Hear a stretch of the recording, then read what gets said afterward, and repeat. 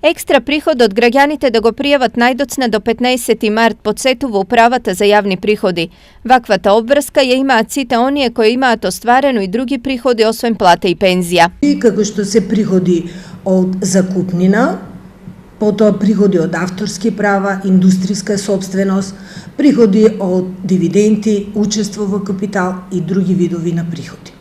Лицата кои имаат приходи само од плата или пензија, немаат обврска да поднесуваат образци годишни даночни пријави. Од 1 јануари оваа година се воведува и нова процедура за пресметка и плаќање на обврските за персонален данок. Односно, пресметувањето на данокот ќе се врши со поднесување на електронска пресметка за приход и данок до управата за јавни приходи преку новиот систем на персонален данок од доход.